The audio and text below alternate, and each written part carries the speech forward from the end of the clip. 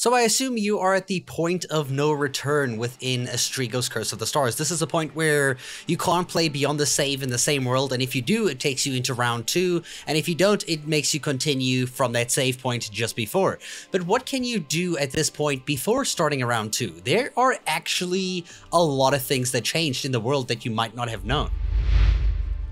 The first things first is that you might have left a lot of the side quests untouched and, unengaged with. You can also go ahead and make sure you have all the conduits, all the collectibles, all the different things like that, all the echoes and everything throughout the game, which is pretty generic.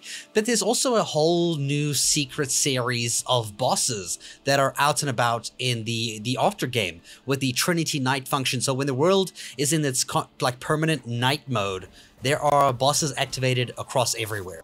You also might not have noticed that some of the world's original scenery has changed. Like this giant box over here that used to be locked up and there used to be something in there. The box is open now.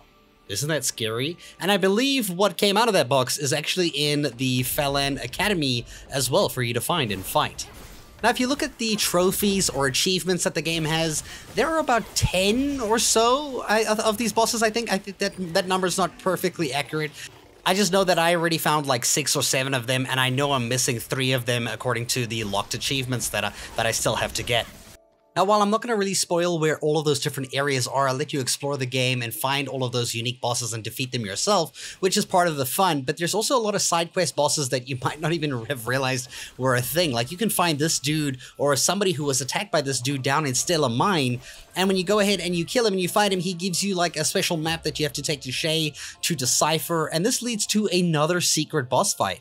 And I don't even think I've discovered what entirely this game has to offer. There's so many keys and things I still have, side quests and objectives, that I didn't know that were this deep in terms of story and lore and different areas that you can go to that are hidden off of the beaten path that kind of blend in super easily, especially on the first round playthrough where you can miss a lot of things because everything's new. But when you go around for the second time, you'll often find that a bunch of the stuff that you found is now interactable with previous things that you saw already, which is great. Like this lion creature over here, which is friendly, that you can talk to and have a really nice interaction with.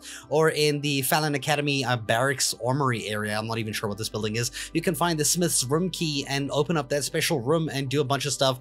And there's also different things that happen, like when you go in here, you can obviously break the grates that have the holes in them with your weapons, but you'll see here when you come back here afterwards, there's a dude feeding something to this lion to make this lion aggressive. So even though you might have completed the first round story, there's still so much to do and explore. So before starting a round 2, obviously because you want to start a round 2 to get that fancy ass white costume, the goddess looking costume like this over here, which looks so fantastic. I love it. It's great. It's actually been making me play round 2 a lot more. So I recommend making a save for your round 1 and then a new save for round 2 so that you can still play round 1 and explore round 2 at the same time. I hope you guys enjoyed this video. If you think I left anything out for the end game of the game, let me know in the comments down below, and thank you so much for watching.